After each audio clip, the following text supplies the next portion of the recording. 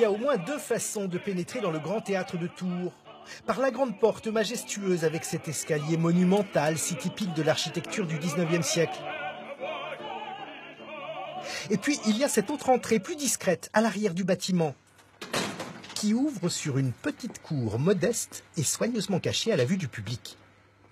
D'ici, on voit la majorité des activités de préparation, des activités parallèles, ce que le spectateur ne voit pas et ne doit pas voir. Nous voici au cœur des ateliers.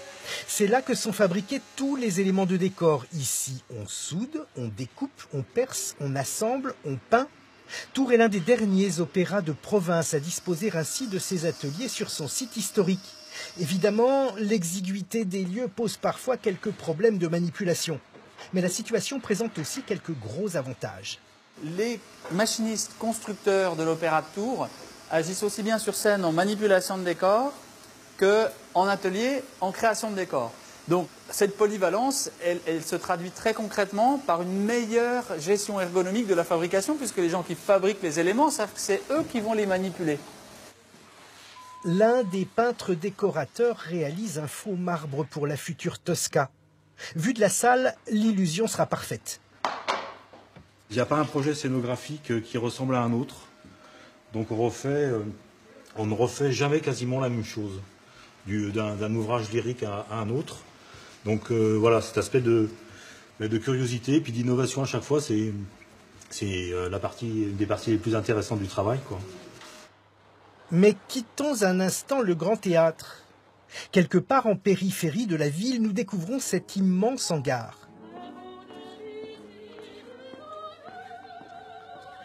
Une vingtaine de décors d'opéra est stockée ici. Derrière vous, Così fan tutte, hein, juste ici, Bérénice. Pêle-mêle, je vois certains éléments de Macbeth. Bon, voilà, j'ai vu un Mozart là-bas. Ces décors qui nous ont fait rêver, nous les retrouverons demain sur une autre scène pour présenter une autre œuvre avec d'autres métiers tout aussi importants. C'est grâce au rôle propre à chacun que le spectacle peut trouver toute sa magie.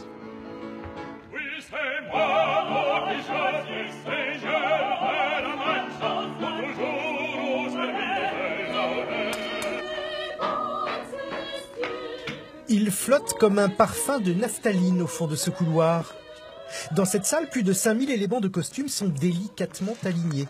Capitaines, femmes du monde, jeunes bourgeois ou enfants des rues, ils sont tous là, au garde à vous, reflet d'une époque ou d'une société.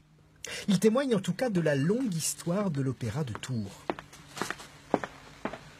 Mais déjà, il faut préparer les prochains modèles.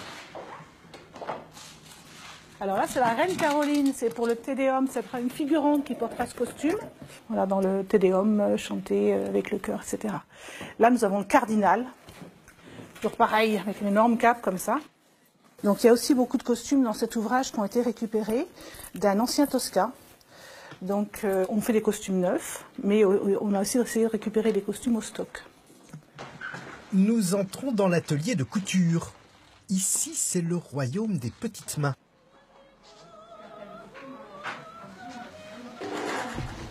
Tiens Cathy, c'est toi qui sur la robe rose derrière, hein? Oui. On a les fiches de mesure des artistes et on fait les costumes, on coupe les costumes aux mesures des artistes.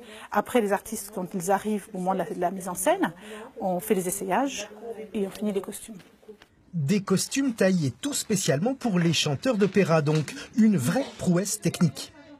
Dès qu'on veut fermer un col de chemise à un homme, donc tout de suite il étouffe avant d'avoir fermé donc on met 4 tailles au-dessus, voilà, on ne va absolument pas serrer le cou pour les garçons.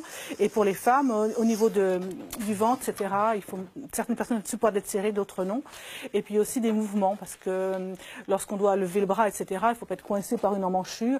Donc il y a des astuces de costumier, on met des soufflets.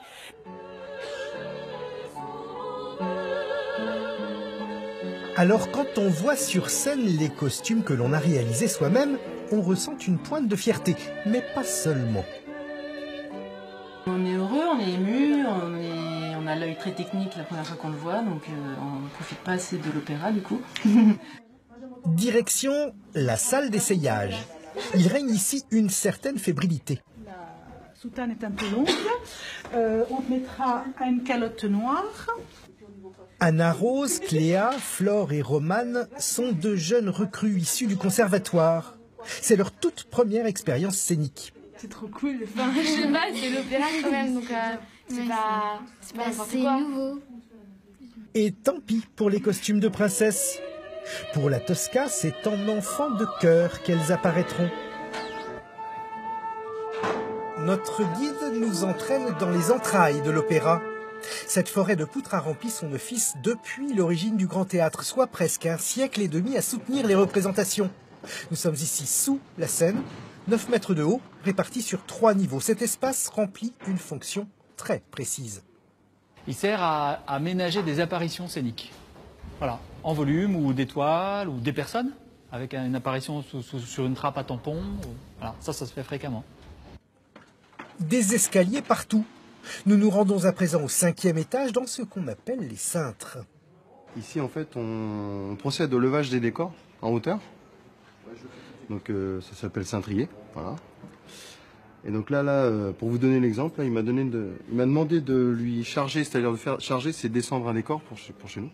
Et appuyer, c'est le remonter en fait, pour le dissimuler derrière des frises. Ça fait un peu penser au système, vous savez, il y a tous les systèmes de marins.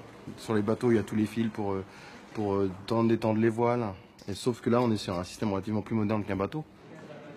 Le cintrier est en contact étroit avec la régie lumière, 18 mètres plus bas.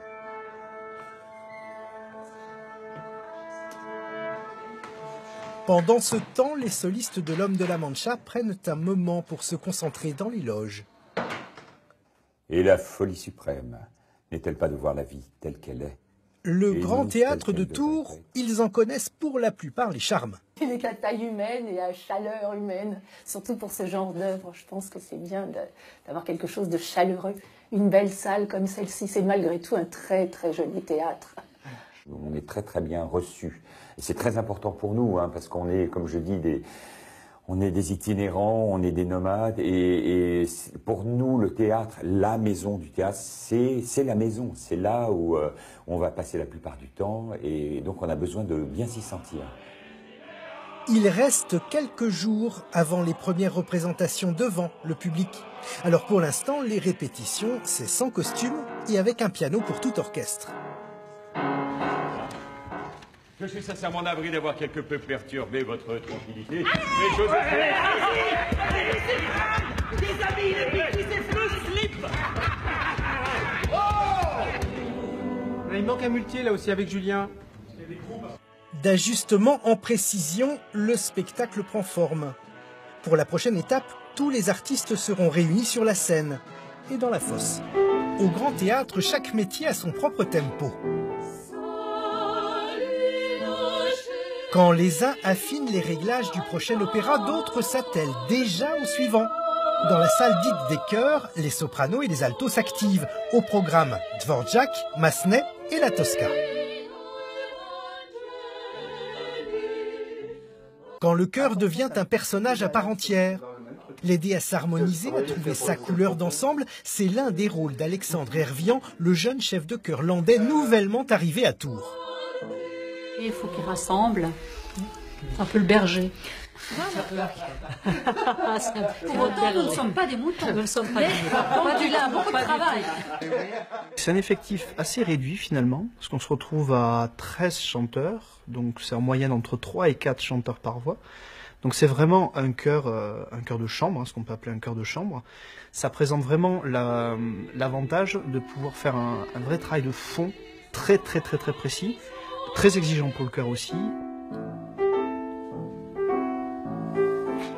Changement d'étage et petit tour dans la salle de danse. C'est le tour qui fait que du coup ça fait cette position-là. Bah c'est oui. parce qu'on fait cette pirouette. Les artistes construisent leur chorégraphie pas à pas.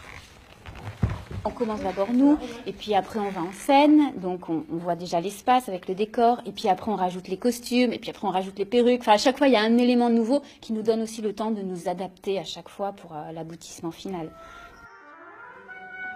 Nous retrouvons nos danseurs sur le plateau. Ils seront bientôt rejoints par les autres artistes pour une première répétition générale avec, cette fois-ci, costume et orchestre. Le tout sous l'œil attentif du nouveau directeur des lieux, lui qui entend s'appuyer sur les atouts de l'équipement tourangeau.